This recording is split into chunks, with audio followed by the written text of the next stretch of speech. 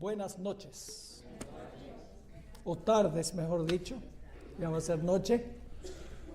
Un saludo muy cordial, contento de verles aquí. Muchas gracias por la música especial. Estamos muy agradecidos por la buena música, ¿verdad que sí, hermanos y hermanas? Amén.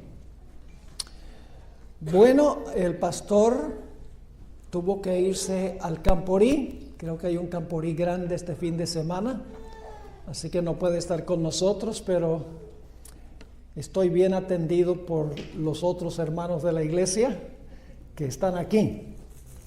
Quiero agradecerles por venir en esta tarde. Vamos a estudiar un tema muy importante. En realidad es la primera vez que he presentado este tema en cualquier lugar.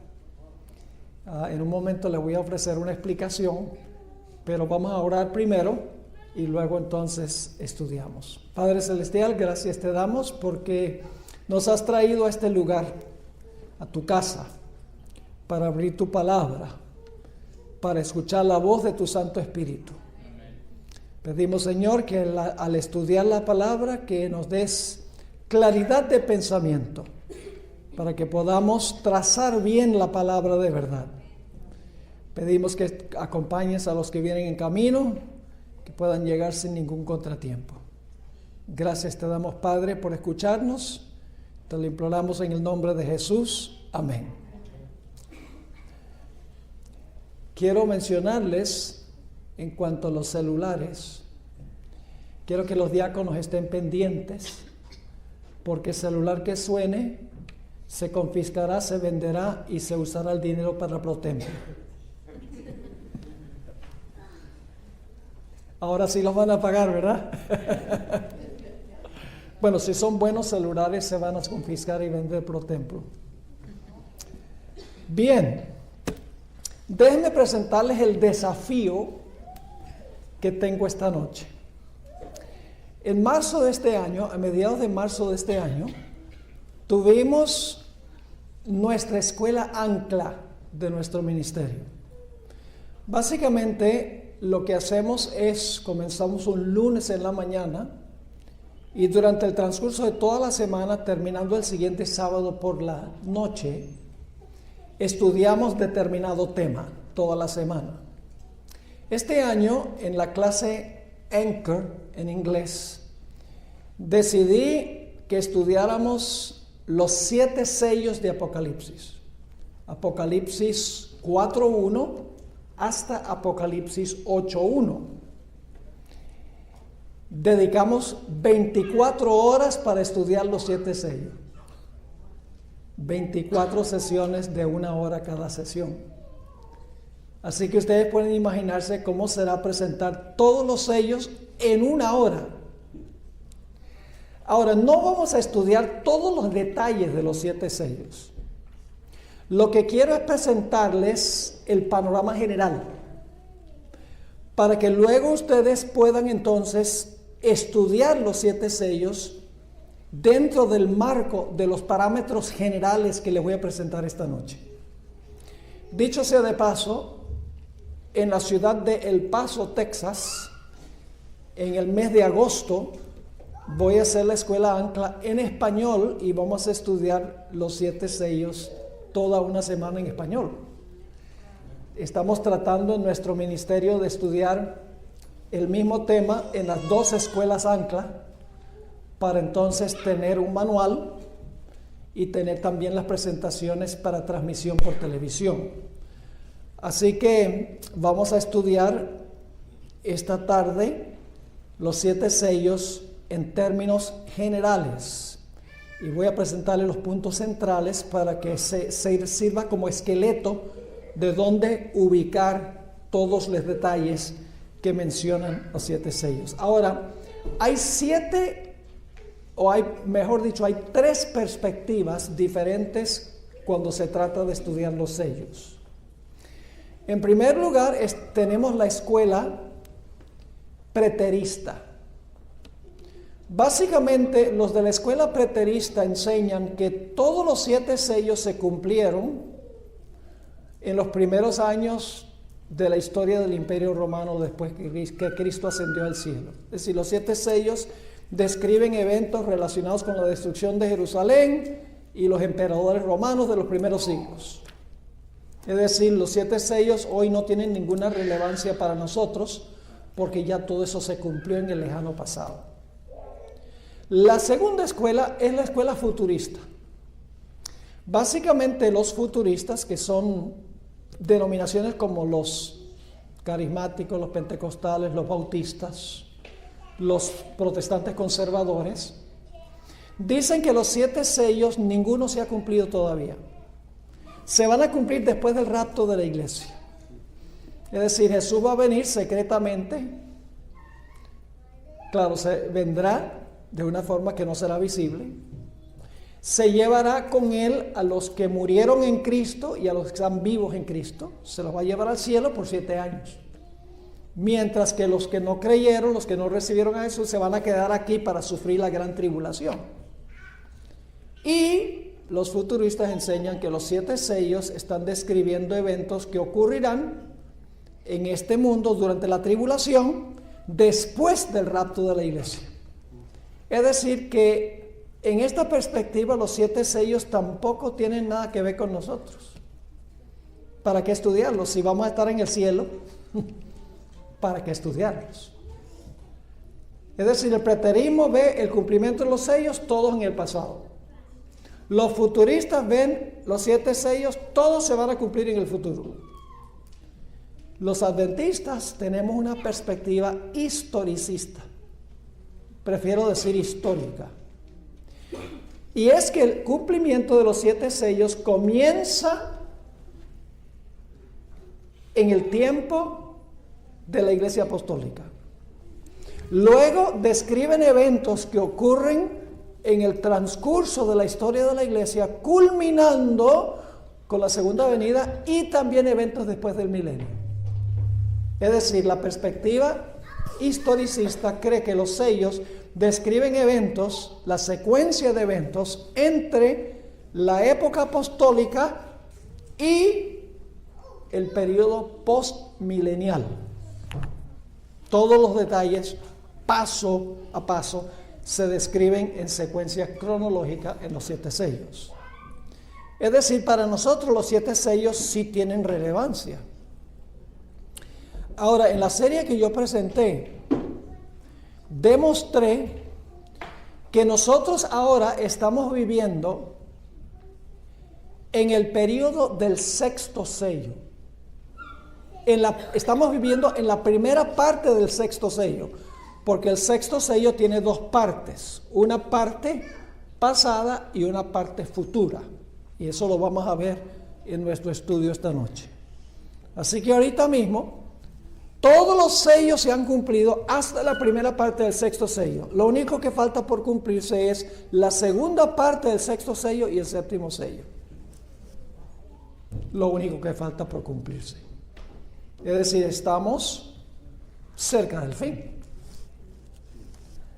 Ahora, hay varias cosas que necesitamos mirar cuando hablamos de los 7 sellos. En primer lugar, hay una visión introductoria. Apocalipsis 4 y 5 tiene esa visión introductoria. Es decir, antes de romperse los sellos, está la introducción de eventos que ocurren antes que comiencen a romperse los sellos. Esa escena de eventos antes de empezar a romperse los 7 sellos se encuentra en Apocalipsis 4 y 5. Y vamos a mirar los detalles de eso en términos generales, pero quiero que tenga ahora la perspectiva global. Los 7 sellos luego se describen, el romper de los 7 sellos se describen en el capítulo 6. En el capítulo 6 está la secuencia de romper los sellos, porque en realidad es un libro el que está sellado. Los 7 sellos son sellos que mantienen cerrado un libro. Y los procesos históricos desde la época apostólica hasta el fin del tiempo son los eventos que ocurren en la historia de la iglesia cristiana Y finalmente, después que se rompe el séptimo sello, entonces ahora se va a abrir el libro para revelar lo que contiene el libro. No se puede revelar lo que tiene el libro hasta que se rompa el séptimo sello, porque si tiene el séptimo sello, está cerrado el libro, no se puede leer lo que está ahí. ¿Están conmigo hasta ahora? Y luego, después de romperse los primeros 6 sellos en Apocalipsis capítulo 6, en el capítulo 8 y el versículo 1 se rompe el séptimo sello, que es un silencio en el cielo por más o menos media hora. Así que Apocalipsis 4 y 5, la introducción. Apocalipsis 6, los primeros 6 sellos. Apocalipsis 8:1, el séptimo sello. Y usted dice en el capítulo 7, ¿qué? El capítulo 7 describe el sellamiento final de los fieles de Dios. Los que van a recibir el sello de Dios en su frente, los que van a pasar por la gran tribulación final. Ese capítulo describe la segunda parte del sexto sello. ¿Ok? Capítulo 7 describe la segunda parte del sexto sello. Y luego después del capítulo 7 viene el capítulo 8:1, donde está el silencio en el cielo por más o menos media hora. ¿Está claro en su mente la estructura? La estructura general. Ahora vamos a desmenuzar un poco lo que hemos presentado en términos generales. Apocalipsis capítulo 4. En Apocalipsis 4, y no vamos a leer muchos versículos, solamente algunos de vez en cuando. En Apocalipsis 4 hay una escena que está ocurriendo en el cielo. Es decir, Apocalipsis 4 y 5 están pasando en el cielo. Allí en el cielo se ve un trono. Y sentado en el trono hay un personaje. No se da el nombre del personaje, pero está sentado un personaje. Alrededor del trono hay 24 tronos. Y sentados en los tronos están los 24 ancianos. En medio del trono están 4 seres vivientes. Y delante del trono está el candelabro que tiene 7 lámparas encendidas. El capítulo 4.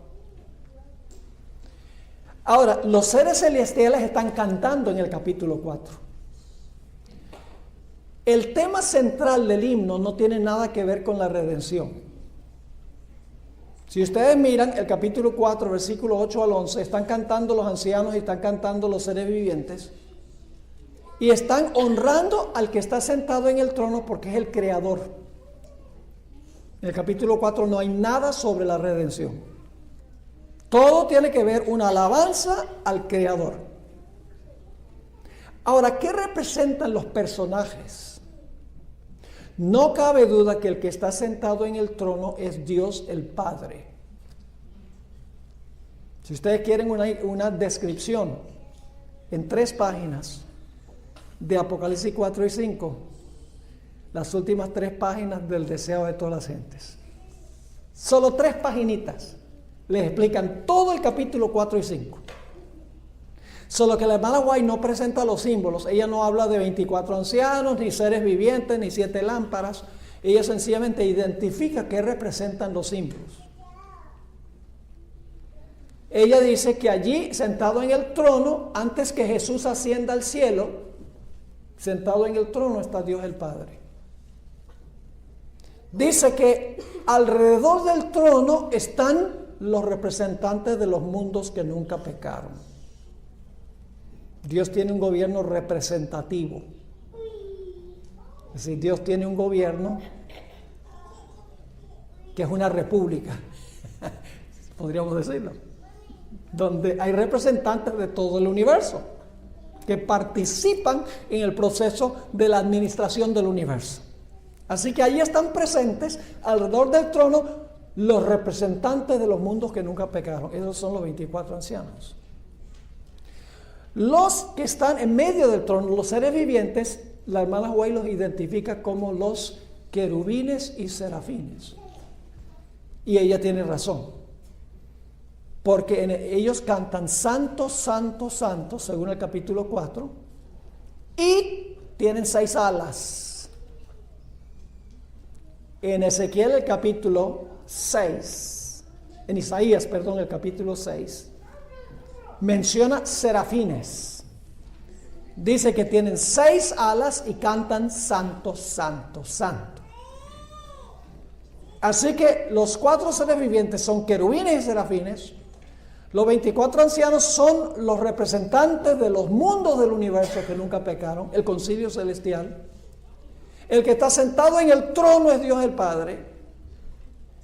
Las 7 lámparas que están encendidas porque tiene aceite la lámpara, representa el Espíritu Santo. Número 7 indica plenitud. Está presente ahí la plenitud del Espíritu Santo. Y los seres vivientes, es decir, los serafines y querubines y los representantes de los mundos están entonando un himno en honor al Creador que está sentado en el trono. Pero el capítulo 4 termina y no aparece en ninguna parte de la hueste angélica. No está la hueste angélica en el capítulo 4. No solo eso, sino que Jesús no aparece en el capítulo 4. ¿Por qué están ausentes Jesús y la hueste angélica en el capítulo 4? La razón es muy sencilla. Porque la hueste angélica ha salido del cielo para venir a la tierra y recoger a Jesús para llevárselo al cielo en su ascensión. ¿Están conmigo hasta aquí? Ahora, en el capítulo 5, ahora llega la hueste angélica. Dice que hay millones y millones de ángeles, dice en Apocalipsis 5 y el versículo 11.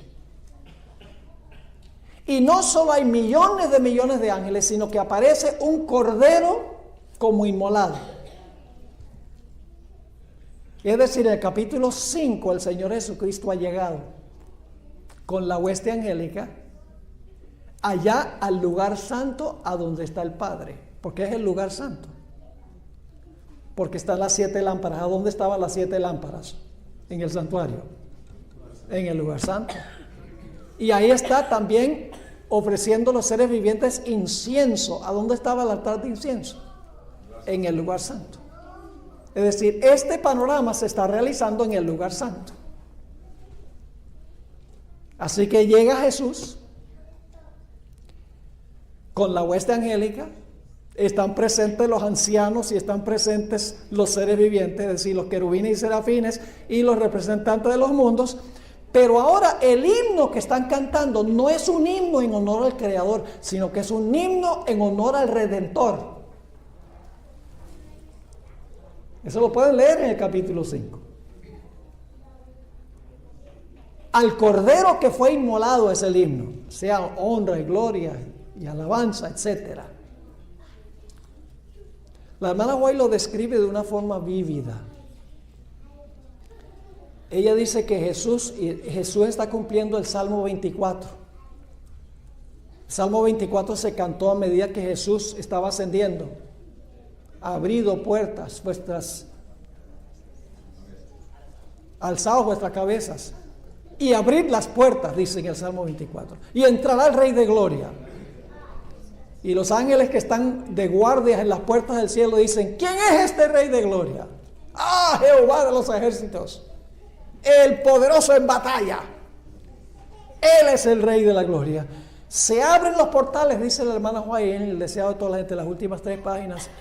Y Jesús entra por las puertas en medio de una explosión de armonía triunfante. Porque el que vino a batallar con Satanás viene cargando las heridas, porque viene como cordero inmolado, pero viene vivo. Y ahora ella describe cómo Jesús de repente levanta las manos y dice, silencio. Todo el cielo de repente está en un sepulcral silencio. Ella describe cómo ahora Jesús se presenta allá ante su Padre que está sentado en el trono. Le muestra sus manos heridas, sus pies heridos, sus 100 heridas, su costado herido. Y le dice a su Padre, Padre, yo quiero tener la absoluta seguridad de que mi sacrificio es suficiente para traer a todos mis amigos acá, a mis hermanos y hermanas. Es suficiente lo que yo hice para salvar a la raza humana, para traer conmigo algún día a todos los que me reciben como Salvador. Necesito saberlo, ¿sí o no? Y la hermana hoy describe vívidamente cómo entonces el Padre le dice, tu sacrificio es suficiente. Y luego el Padre abraza a su Hijo. Ese es el capítulo 5, donde Jesús se presenta como Cordero inmolado ante el Padre. Y entonces el Padre da la orden, adórenle todos los ángeles de Dios. Y ahora hay una explosión de armonía triunfante en el cielo. Están cantando todos los, no solo los querubines y serafines, no solo los representantes de los mundos, sino los millones de ángeles están cantando un himno en honor al Señor Jesucristo y también al anciano de grande edad que ha enviado a Cristo para salvar a la raza humana. Ahora un detalle muy interesante. En el capítulo 4, los 7 candeleros están delante del trono.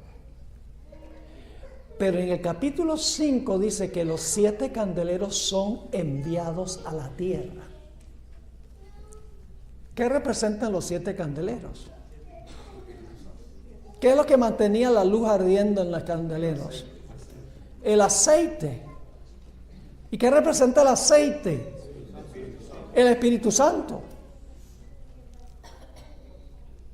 El que tenga oído, oiga lo que el Espíritu dice a las iglesias. Antes de llegar Jesús al cielo, el Espíritu Santo estaba en el cielo, en la presencia del Padre. Pero cuando Jesús se presentó ante el Padre y el Padre aceptó su sacrificio, el Espíritu Santo en su plenitud fue enviado a la tierra. ¿Están conmigo o no? Esa es la visión introductoria. La ascensión victoriosa de Jesús al cielo. Y luego en el capítulo 6 empiezan a describirse los 7 sellos. Ahora escuchen lo que voy a decir. Los 7 sellos sencillamente son los eventos que ocurren desde el momento de la ascensión de Jesús hasta el momento cuando se termina la gran controversia entre el bien y el mal. Es decir, los sellos describen todos los eventos, el romper de los sellos describen los eventos que ocurren desde el momento que el Padre acepta el sacrificio de Jesús y Jesús comienza su intercesión en el santuario celestial y la consumación o la terminación del gran conflicto entre el bien y el mal. Toda la secuencia de eventos son los 7 sellos. ¿Vamos bien? Solo estamos estudiando la perspectiva global, para que cuando ustedes estudien los 7 sellos, entonces puedan ya tener el marco, o puedan tener, digamos, el esqueleto. ¿Es importante el esqueleto? ¿Qué pasaría si no tuviéramos esqueleto? Seríamos un jellyfish. Ninguna estructura, ninguna secuencia, ningún orden. Pero estamos estudiando los puntos básicos donde debemos ubicar todos los detalles. Ahora, cuando seguimos examinando Apocalipsis 6, se describen el rompimiento de los primeros 6 sellos. Ahora, escuchen bien esto. Mientras están rompiendo los sellos, el libro está cerrado. El libro no se puede leer sino hasta que se rompa el último sello. Cuando se rompe el último sello, ahora el libro se puede abrir y se puede revelar su contenido. Ahora, cuando Juan ve en el capítulo 5, antes de llegar Jesús con la hueste angélica, dice que él se dio cuenta que no había nadie en el cielo, ni en la tierra, ni debajo de la tierra. Eso quiere decir, no había nadie en el universo que podía romper los sellos y abrir el libro. Y por lo tanto, ¿qué hace Juan? Llora. Y ese lloro no es sollozo. La palabra griega significa llora a gritos. Porque no se halla a nadie que pueda romper los sellos y revelar lo que contiene el libro. Una crisis universal. Cielo, tierra, debajo de la tierra significa no había nadie en el universo que pudiera romper los sellos y abrir el libro para revelar su contenido. Yo pregunto entonces, ¿lo que el libro contenía era de crucial importancia? ¿Entendió Juan que en el libro había información de asunto de vida o muerte? Sí, Señor. Ahora usted dice, ¿qué contenía el libro? Se lo voy a decir nada más. Si ustedes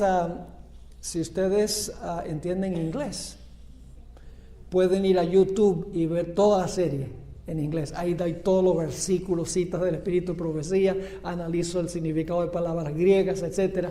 Pero no tenemos tiempo en una hora de cubrir 24 horas de material. Así que solamente quiero que capten el panorama. Ahora, ese libro en realidad es el testamento de la raza humana. El testamento de la raza humana. ¿Qué contiene un testamento? ¿Qué es lo que contiene un testamento? ¿Saben lo que contiene?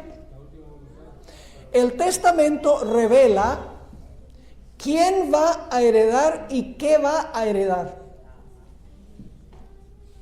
¿De acuerdo? ¿Cualquiera puede abrir un testamento? No, señor.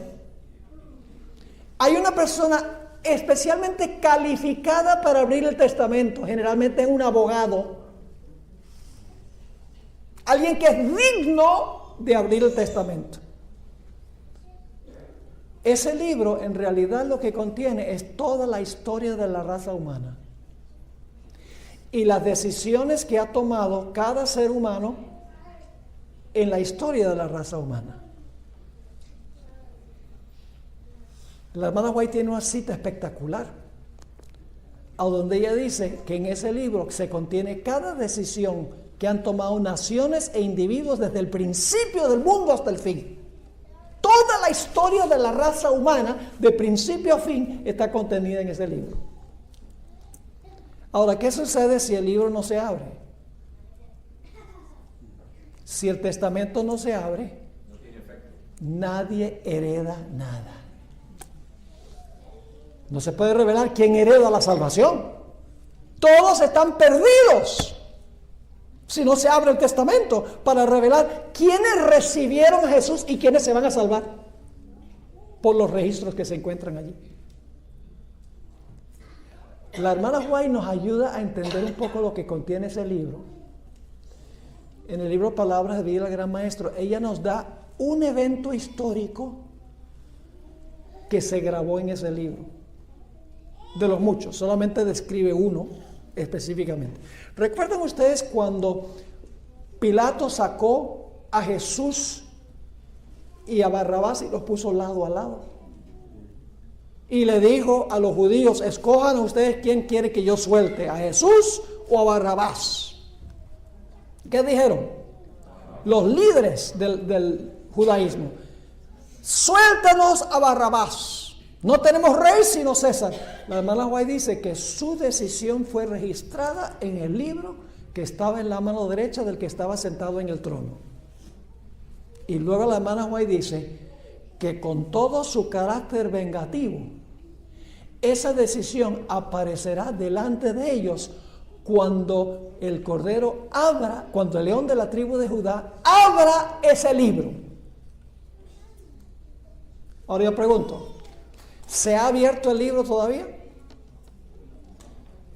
No. ¿Cómo sabemos que no se ha abierto todavía?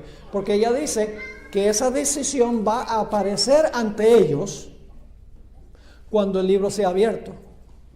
Pero para poder ellos ver su decisión, tienen que estar vivos. Entonces, ¿cuándo es que ellos van a ver el resultado de su decisión? Después de la segunda resurrección. Ahí es que se abre finalmente el libro, para revelar por qué los que están en la ciudad se salvaron y por qué los que están fuera de la ciudad se perdieron. Es decir, no abrir el libro es una calamidad, porque si no se abre, nadie hereda nada. Todos están perdidos. Por eso Juan llora amargamente. Pero luego viene la noticia y dice, el león de la tribu de Judá, la raíz de David, es digno de romper los sellos y de abrir el libro. Ahora, ¿qué representa el primer sello? El primer sello es un caballo blanco. ¿Qué representa el color blanco? El color blanco representa pureza. Ahora, el caballo representa la iglesia y el jinete es Cristo. Tenemos que entender eso. Los caballos representan periodos de la iglesia. Y en el caso del primer caballo, Cristo es el que está montado dirigiendo a la iglesia, porque es el jinete el que dirige el caballo, no el caballo el jinete. ¿Y qué hace la iglesia primitiva, la iglesia pura? ¿Qué es lo que hace? Dice que el caballo blanco y el que está montado sale conquistando y para conquistar. ¿Fue eso cierto de la iglesia apostólica? Sí. ¿La iglesia apostólica era pura? Sí, señor. ¿Salió conquistando al imperio romano espiritualmente hablando? Sí. ¿Cómo no? El primer caballo representa la era apostólica, especialmente el primer siglo, cuando la iglesia era pura, representada por el color blanco, y cuando salía para conquistar el territorio espiritual del enemigo. Miles y miles se unieron a la iglesia. Si ustedes quieren leer una descripción de esto, lean el libro Hechos de los Apóstoles, de que escribió Elena White. Ella describe ahí vívidamente las conquistas de la iglesia apostólica. Entregados al Señor, vendían lo que tenían para beneficiar la obra, predicaban con fervor, estaban dispuestos a sufrir por la causa de Cristo. La iglesia se mantuvo pura. El primer caballo representa entonces la época apostólica.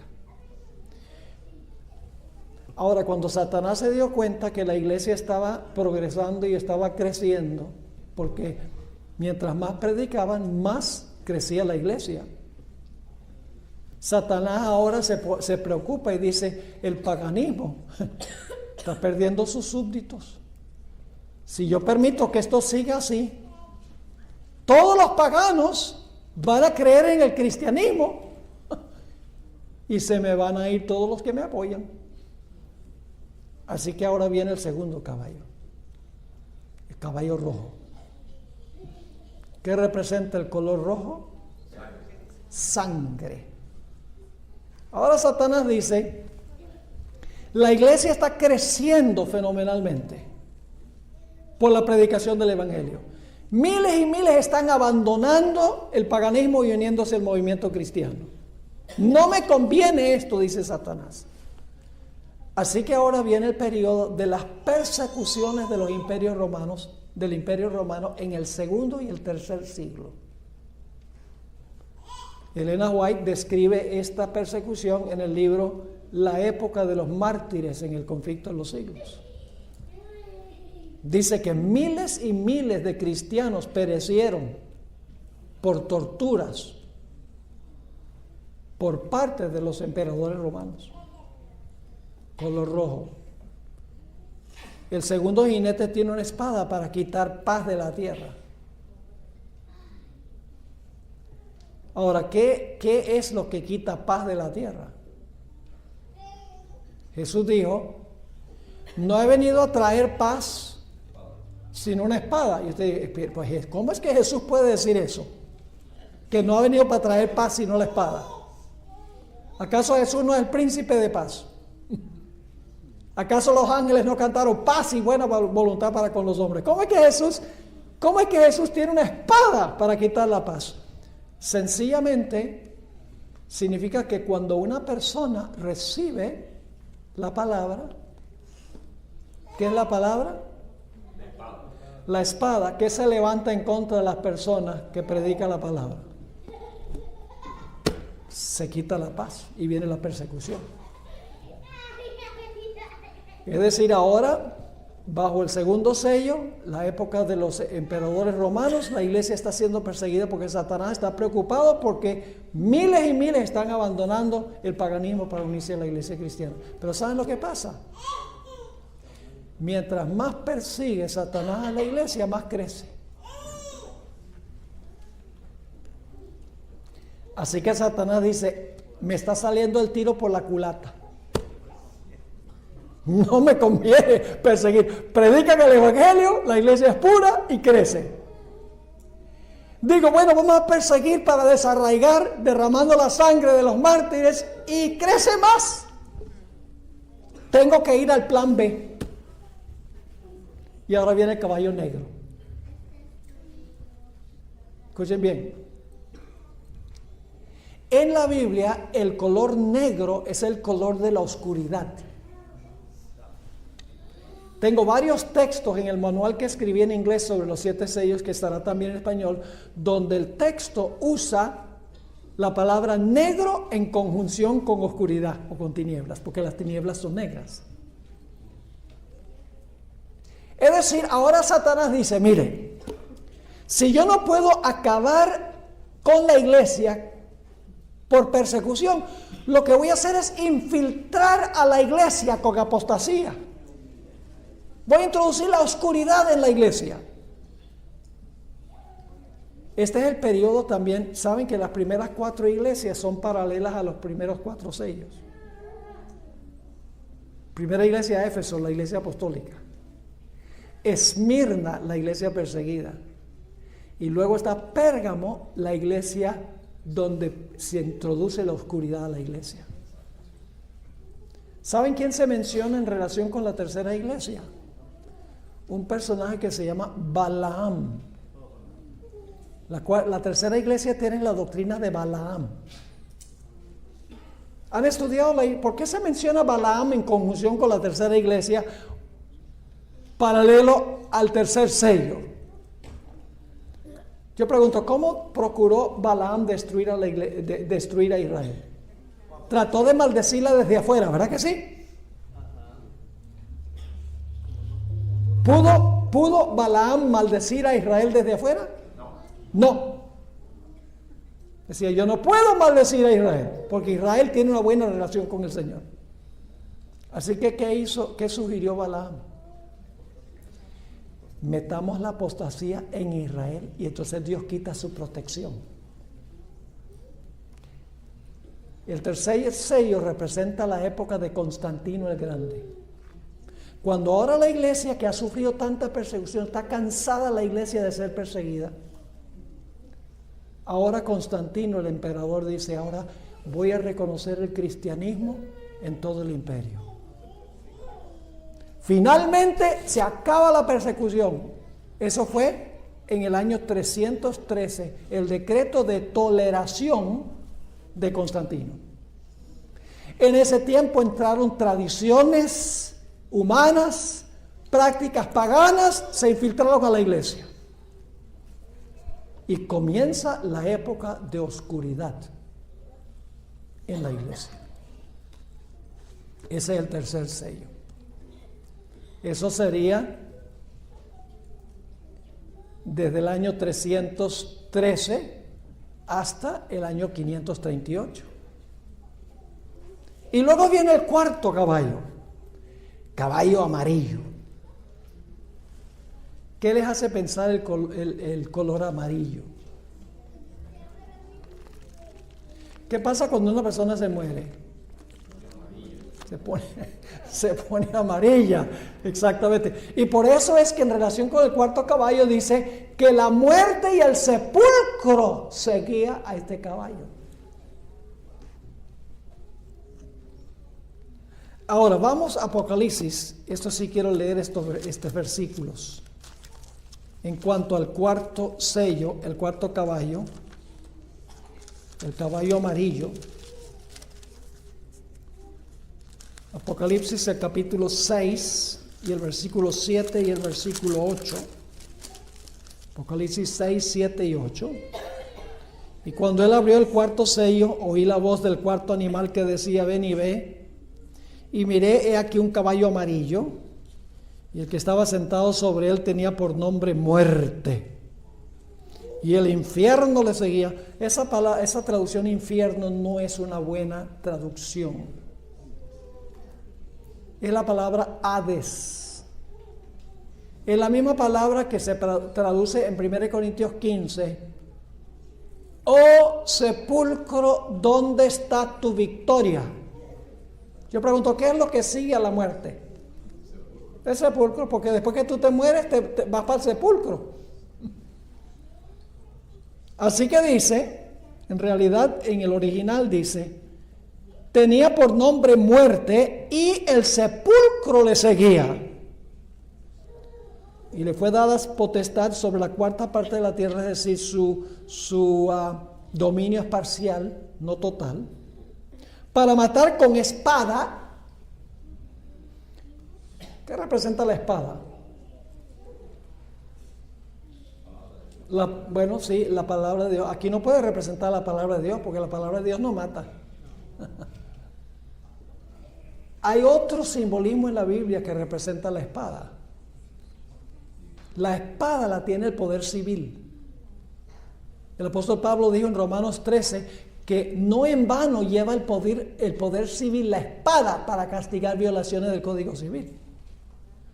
Yo pregunto, ¿el papado usó la espada del poder civil para perseguir a los que no estaban de acuerdo con la iglesia? Sí. Este es el periodo papal. ¿Y qué más? Con hambre. Es decir, este periodo es el periodo cuando la iglesia sufre hambre. ¿Qué clase de hambre?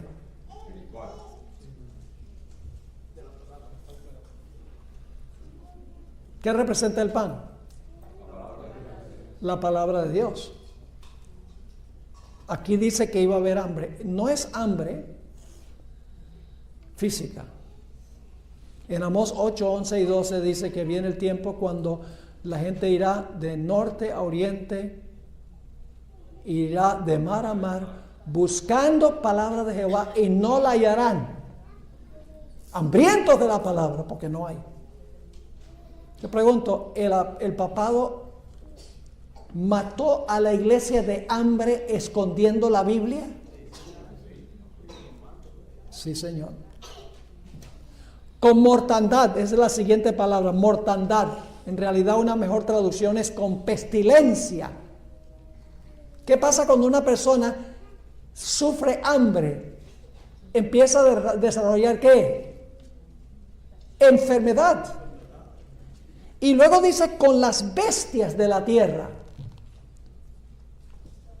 Y lamentablemente no tengo tiempo de leer los textos, pero ¿saben que vez tras vez en la Biblia los enemigos del pueblo de Dios se representan con bestias salvajes?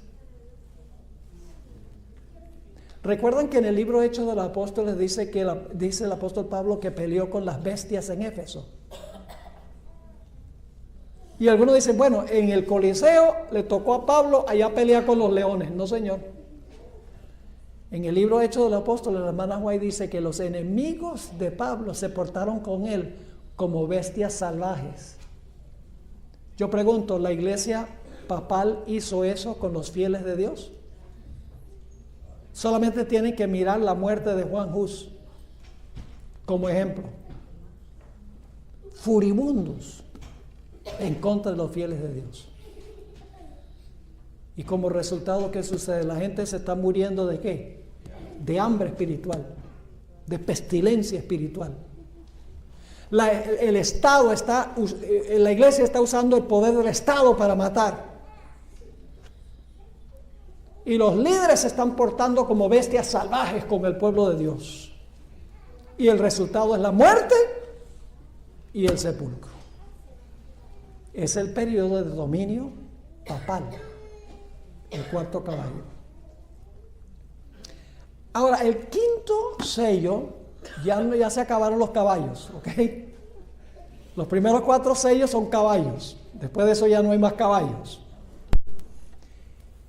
El quinto sello tiene 2 partes. Vamos allá, Apocalipsis, el capítulo 6. ¿Vamos bien hasta ahora, hermanos y hermanas? ¿Están siguiendo la secuencia o no? Hay 3 personas que están siguiendo la secuencia. Están muy callados. Noten Apocalipsis 6, versículo 9. Y cuando él abrió el quinto sello, vi debajo del altar las almas de los que habían sido ¿qué? Muertos. ¿Cuándo fueron muertos? ¿En qué periodo fueron muertos? En el periodo del cuarto sello, que es el caballo de la muerte. Y muertos de hambre, y muertos de mortandad, y muertos con la espada. Así que dice, ve a las almas de los que habían sido muertos por la palabra de Dios. Ya se sabe por qué murieron. Y por el testimonio que ellos tenían. ¿Y qué están haciendo estos mártires que fueron muertos bajo el cuarto caballo? Y clamaban en alta voz diciendo, ¿hasta cuándo, Señor, santo y verdadero, no juzgas y vengas nuestra sangre de los que moran en la tierra? Es decir, los que fueron martirizados bajo el cuarto sello, ahora están clamando a Dios y diciendo, ¿hasta cuándo tú no juzgas y vengas nuestra sangre que fue derramada por los enemigos de la iglesia? Ahora yo pregunto, en Daniel 7, ustedes han leído Daniel 7, ¿verdad? Había un cuerno pequeño ahí, que representa el mismo periodo del cuarto sello. ¿Qué hacía el cuerno pequeño? ¿Hacía guerra contra quiénes? Contra los santos y los vencía, dice allí. Yo pregunto, ¿era justo? ¿Era justo que los santos fueran inmolados? No. Tomemos el caso de Juan Hus. ¿Han oído la historia de Juan Hus? Por predicar el evangelio puro de Cristo, fue llevado a Constanza, en el sur de Alemania. Le hicieron el proceso y lo hallaron culpable de muerte. ¿Era culpable? No. ¿Fue un juicio justo? No. Le hicieron el juicio, lo condenaron y lo quemaron en la hoguera. Es decir, los malos vivieron y el bueno murió. ¿Hay justicia en eso? No. Por eso, después del periodo, cuando mueren todos estos mártires, ahora entonces los mártires están clamando, y claro, no están muertos, porque no están clamando, es la sangre de ellos está clamando, porque la vida del hombre está en su sangre. Es como, por ejemplo, en Génesis 4, ¿qué pasó cuando Caín mató a Abel? La sangre de tu hermano clama a mí desde la tierra. ¿Fue injusto que muriera Abel? Sí, el malo ganó y el bueno perdió. Dios tiene que rectificar eso. Tiene que haber un juicio para rectificar los juicios erróneos en la tierra, ¿sí o no? Sí, Señor. Así que bajo el quinto sello, los que murieron bajo el periodo papal claman: ¿hasta cuándo, Señor, tú no juzgas y vengas las cosas como debe ser? ¿Y qué se les dice? En el capítulo 6, versículo 10, versículo 11, les fueron dadas sendas, es decir, a todos les fueron dadas, ¿qué cosa? Ropas blancas. Dios está diciendo: no se preocupen, que ustedes están cubiertos de mi justicia. No tienen nada de qué quejarse. Y fue les dicho que ¿qué? Que reposasen. ¿Qué significa que reposasen? ¿Qué es la muerte? La muerte es dormir. ¿Reposamos cuando dormimos? Sí. Es decir, se le está diciendo: ustedes, el caso de ustedes está correcto, está bien, no se preocupen. Tienen sus vestiduras blancas, están vestidos de la justicia de Cristo. Y les fue dicho que reposasen en la muerte todavía un poco de tiempo. Va a haber un segundo grupo de mártires también. ¿Va a haber otro grupo de mártires? Oh, sí, porque dice: hasta que se completaran sus consiervos y sus hermanos, que también habían de ser muertos como ellos. ¿Va a haber una segunda etapa de martirio? Sí. Ahora escuchen esto. ¿Cuánto tiempo gobernó el papado? ¿Cuánto tiempo inmoló el papado de los fieles de Dios? Tiempos y la mitad de un tiempo, que son ¿cuántos años? 1260 años. Ese es el periodo del cuarto caballo. Cuando termina esa persecución, ahora los mártires claman y dicen: ¿hasta cuándo se nos va a inmolar? Se le dan vestiduras blancas y se le dice: no se preocupen, sus casos están seguros, reposen hasta que se complete el número de los mártires que van a ser muertos en el futuro. Ahora, yo pregunto: ¿el mismo poder que persiguió en el pasado va a perseguir en el futuro? ¿El papado que persiguió en el pasado va a perseguir y martirizar a muchos en el futuro? Sí, Señor. Porque Apocalipsis 13 y el versículo 3 dice: vi una de sus cabezas como herida de muerte, pero su herida mortal fue sanada, y se maravilló todo el mundo en pos de la bestia. Es decir, el poder que persiguió a los mártires en el pasado los va a perseguir a otros mártires en el futuro. Y a los mártires del pasado se le dicen: reposen hasta que se complete el número de los mártires. Y Dios dice: y entonces los voy a juzgar y a pronunciar un juicio correcto. Vayan conmigo a Apocalipsis 19 por un momento, para que ustedes vean el momento cuando viene el juicio y la venganza. Apocalipsis 19 y el versículo 2. 1 y 2. Después de estas cosas oí una gran voz de gran compañía en el cielo que decía: ¡Aleluya!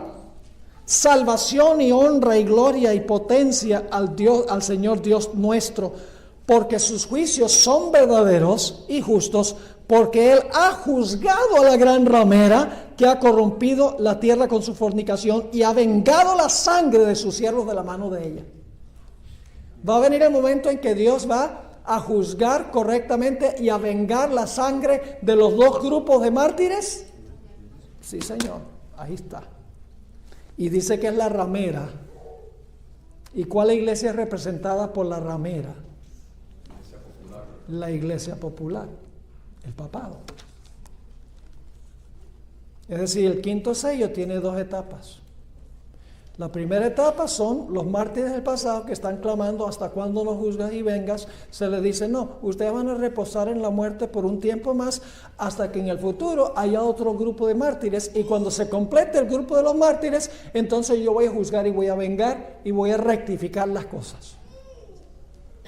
Imagínense ustedes cómo será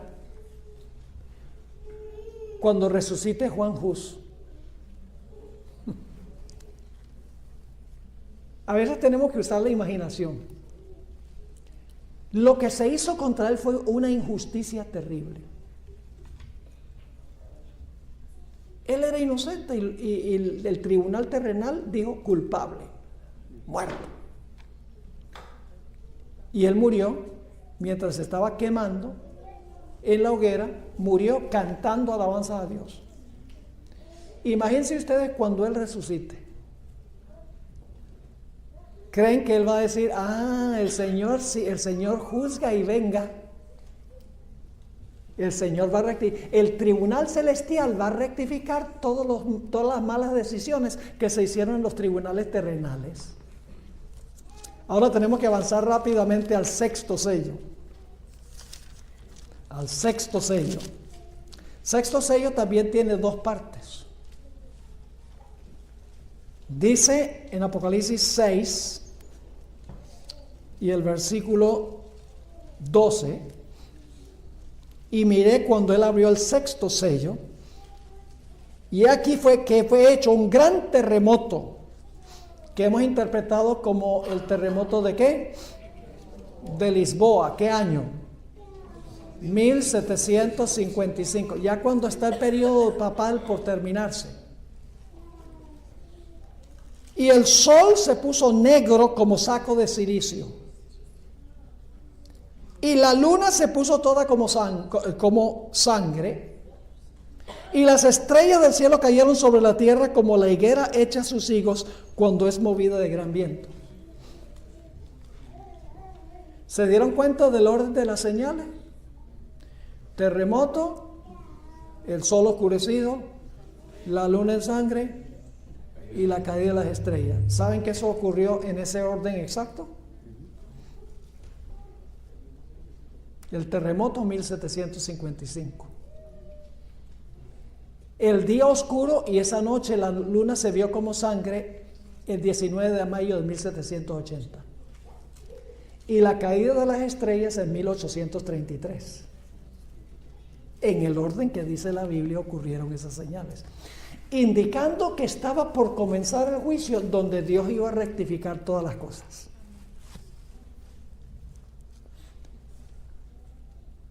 Esa es la primera parte del sexto sello. Tiene que ver con las señales que indican que está por comenzar el juicio para rectificar los juicios equivocados en la tierra. La segunda parte del sello es cuando Dios va a vengar a sus fieles, que tiene que ver con la segunda venida de Jesús. Noten lo que dice el versículo 14.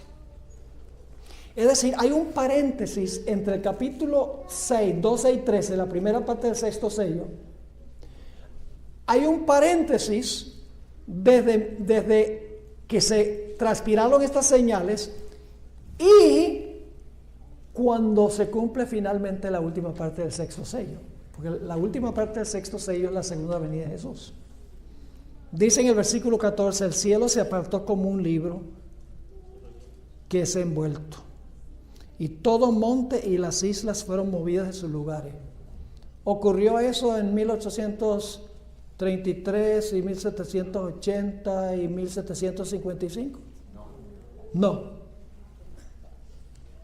Y los reyes de la tierra, y los príncipes, y los ricos, y los capitanes, y los fuertes, y todo siervo, y todo libre, se escondieron en las cuevas y entre las peñas de los montes, y decían a los montes y a las peñas: caed sobre nosotros, y escondednos de la cara de aquel que está sentado sobre el trono, y de la ira del Cordero, porque el gran día de su ira es venido, y ¿quién podrá estar firme?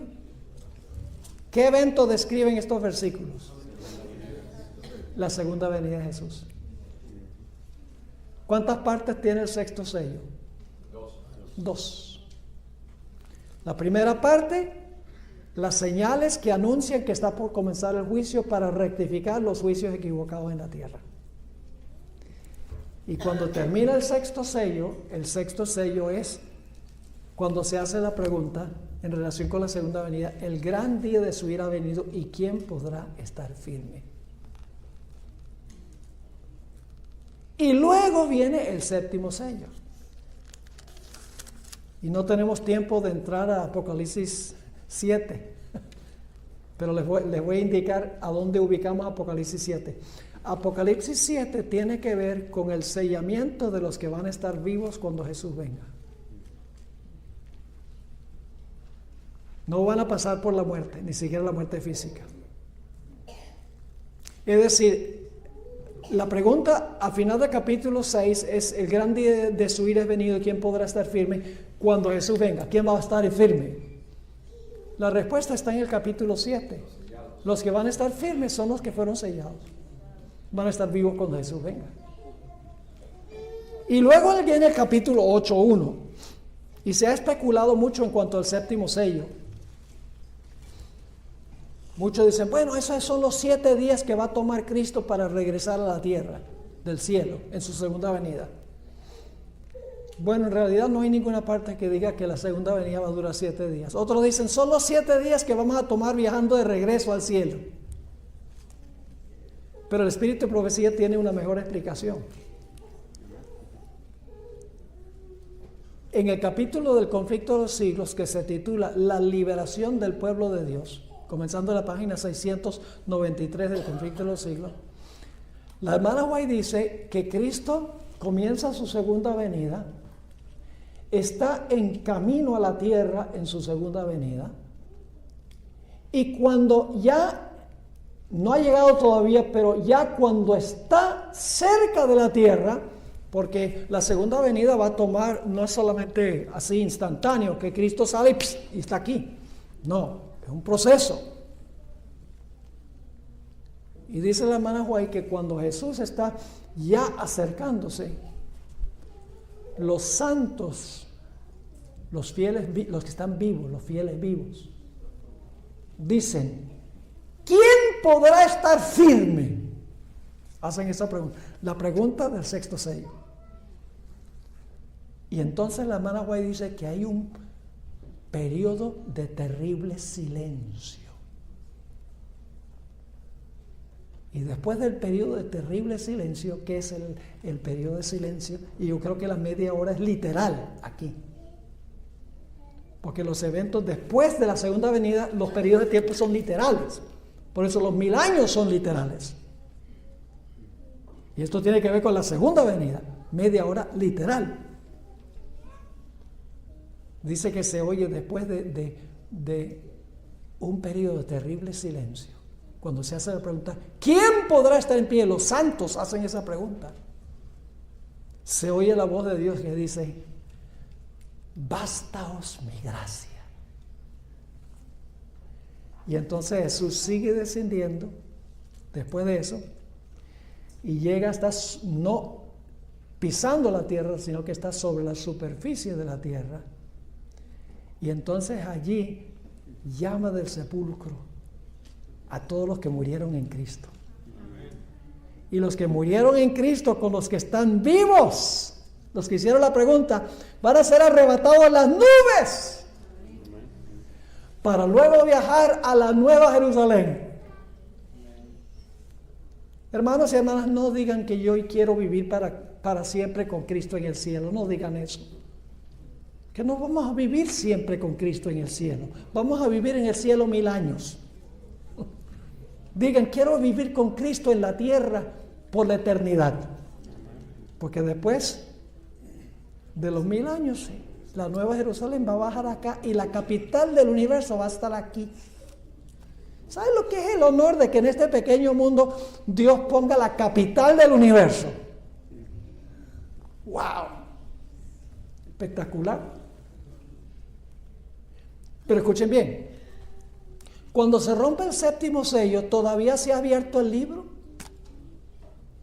Ahora llegamos al último punto.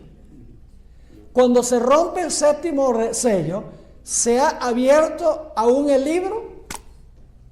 No, porque el libro que está en la mano derecha del que está sentado en el trono no se abre sino hasta que se rompen todos los sellos. To be free, so I'll cherish every moment, every day. For your love has lit my path in everywhere. In the tender touch of your hand, I find the strength to rise and stand. Through every trial, every tear we've shed, your love's been the shelter where I find my bed. For your love's been my anchor in life's stormy seas, a beacon of hope guiding me to be free. So I'll cherish every moment, every day. For your love has lit my path in every way. With gratitude in my soul, I'll sing this song. For the love we share is steadfast and strong. La pregunta clave es, ¿cuándo es que se va a abrir ese rollo para que todo el universo lo contemple? Después de los 1000 años.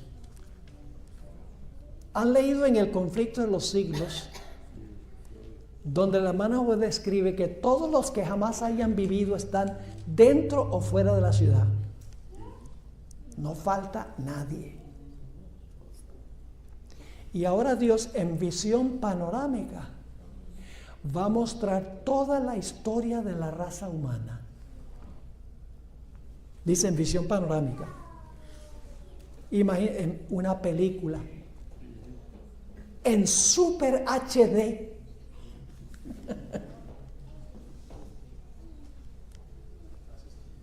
Imagínense usted, la hermana Way dice, comenzando con Adán en el huerto del Edén, continuando a través del Antiguo Testamento, todas las escenas de la vida de Cristo, la época apostólica, las persecuciones de los papas. Se va a ver toda la historia de la raza humana. El hombre se jacta de tener mucho conocimiento tecnológico. Ay, sí, gigabytes y megabytes y todo eso. ¿Qué tecnología se necesita para grabar toda la historia de la raza humana? Sin faltar un detalle. El hombre hace una copia chiquita, porque Dios le ha dado inteligencia. Dentro de la ciudad estarán los salvos viendo todo lo que se revela ese pergamino, que en realidad es una visión panorámica. Y los que están fuera de la ciudad están contemplando por qué no heredaron sino la muerte. Porque rechazaron a Jesús. Y cuando termina de verse todo ese panorama de la salvación, ¿cómo los impíos podrían haberse salvado si hubieran recibido a Jesús? Que por su propia elección van a heredar la muerte. El testamento lo dice, demuestra cuál fue su decisión. Y los que están dentro de la ciudad han visto por qué es que Dios los salvó. El testamento ha sido abierto y ahora todo el universo, Satanás, sus ángeles, los impíos, los que están en la ciudad, dicen a una voz: justos y verdaderos son tus caminos, oh Jehová. Ahora el conflicto se puede terminar, porque todo el universo está en la misma página. Satanás, sus ángeles, los impíos y los salvos, todos están de acuerdo de que Dios hizo bien. Solo en ese momento puede Dios destruir el pecado y los pecadores sin dejar cabos sin atar. Y entonces se termina el gran conflicto. Se purifica la tierra y Dios hace cielos nuevos y tierra nueva, a donde habita la justicia. ¿Cómo les parece los 7 sellos? Espectacular, ¿verdad que sí? Toda la historia, hermanos y hermanas, desde la inauguración de Cristo en el lugar santo hasta la destrucción final del pecado y los pecadores, revelado paso a paso en los 7 sellos y la apertura del libro. Ese es el método correcto de estudiar las profecías.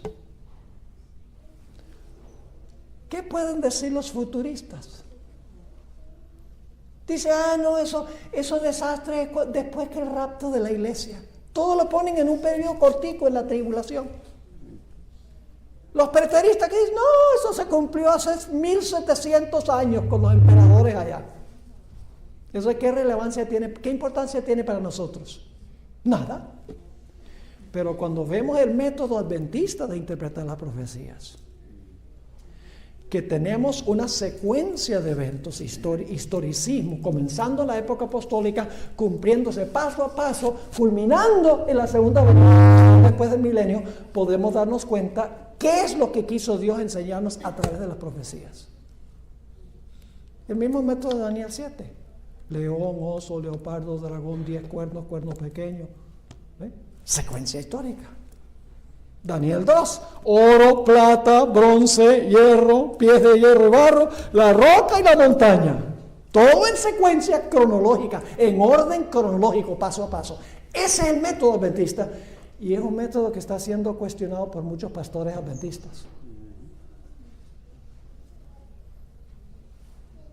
Si nosotros nos deshacemos de nuestro método, no tenemos razón de ser adventistas. Porque nosotros nos originamos como un movimiento profético y terminaremos como un movimiento profético. Los problemas que tenemos en la iglesia son mucho más grandes que solo el asunto de la ordenación de la mujer. Tiene que ver con el desdeño hacia el espíritu de profecía. Tiene que ver con el no deseo de hablar de las profecías. Porque tal vez alguien se puede ofender. ¿Saben que no es malo que a veces la gente se ofenda? Ay, pastor, ¿cómo dice eso? Yo pregunto, cuando Esteban predicó su sermón, ¿Saulo de Tarso se ofendió? ¿Se ofendió, sí o no? Entonces, ¿por qué Pablo predicó ese sermón? Debería haber hablado blandito. No. ¿Están entendiendo lo que estoy diciendo? Como dicen los puertorriqueños, Saulo se enfogonó. Pero no fue malo. La razón por la cual se enfogonó es porque sabía que Esteban tenía razón. Y aunque pataleó, Dios le dijo, eres mío. Y llegó a ser el gran apóstol Pablo. ¿Creen ustedes que valió la pena el martirio de Esteban? ¿Valió la pena que se enojara Saulo? Oh, sí. Cuando la gente se enoja, cuando uno enseña estas cosas, es señal de que algo les pegó duro. Y es mejor que les pegue duro ahora y no que les pegue duro cuando Cristo venga. Porque eso no es amor. Ay, no hay que decir, sencillamente amémonos todos. No, no, Señor. Si la gente no sabe quién es la bestia y qué es la marca de la bestia, va a terminar adorando a la bestia y recibiendo la marca. ¿Y qué vamos a decir nosotros? Ay, es que no queríamos ofenderlos.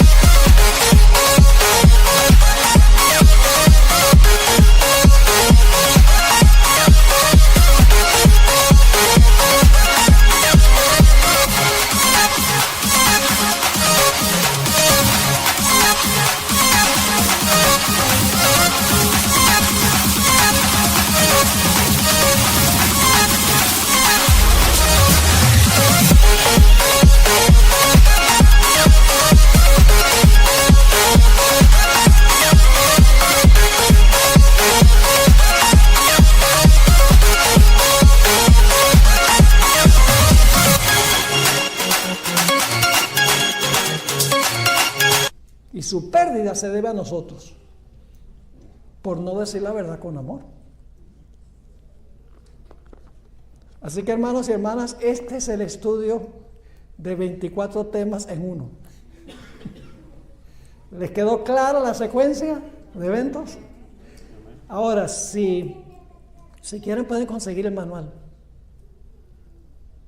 con Secrets Unsealed. Ahí está toda la información. Es un manual que tiene 450 páginas. Y hay muchos versículos, citas del Espíritu de Profecía. Yo no he leído ninguna cita del Espíritu de Profecía porque si uno se pone a leer todas las citas y los versículos de la Biblia, uno nunca termina. Y manténganse también alerta cuando hagamos la escuela ANCA, lo transmitimos en vivo. Así que vayan a nuestra página web de secretsunsealed.org, vayan ahí al calendario y les van a conseguir la fecha cuando vamos a tener el ancla en español y pueden ver en vivo por live stream todas las presentaciones. Pueden conseguir el manual. Un punto final antes de tener la oración. He traído algunos materiales que están disponibles. Los materiales tienen un 25% de descuento y no hay tax ni hay shipping. Así que es una ventaja grande que consigan este material aquí. No lo traigo porque me voy a llenar los bolsillos de dinero, porque a mí no me queda ni un centavo de esto. Nosotros tenemos un ministerio sin fines de lucro, respondemos ante el gobierno, yo respondo ante nuestra junta de 9 personas, todo el dinero vuelve al ministerio. Traigo el material, aunque es incómodo porque tuve que traerme 2 cajotas con el equipaje. Lo traigo porque quiero que la hermandad se beneficie con los materiales. Es el único motivo que yo tengo. Y que pueda conseguirlos en forma descontada. Así que, si quieren, pueden pasar por la mesa. Ahí afuera hay manuales, hay DVDs, hay libros, mucho material valioso. Así que si tienen interés pueden pasar por la mesa. Ahora sí vamos a orar. Padre Celestial, gracias te damos por el método que tú le has dado a la Iglesia Adventista de interpretar las profecías. Las hace relevantes en todo tiempo, para toda época son importantes. Señor, lo más importante es que nosotros estemos en Cristo. Estemos vivos o muramos. Lo importante es estar en Cristo, estar cubiertos de su justicia. Y si se cometen injusticias contra nosotros, tú rectificarás todo en tu tribunal. Te damos gracias por habernos acompañado y por la gloriosa esperanza que nos das de heredar la vida eterna. Bendice a cada uno de los reunidos aquí. Si hay alguien que no ha entregado su vida a Jesús, te ruego que tu Espíritu Santo hable a su corazón para que reciba a Jesús en su vida. Gracias te damos, Señor, por habernos acompañado, por responder nuestra oración. Te lo imploramos en el nombre precioso de Cristo nuestro Salvador. Amén.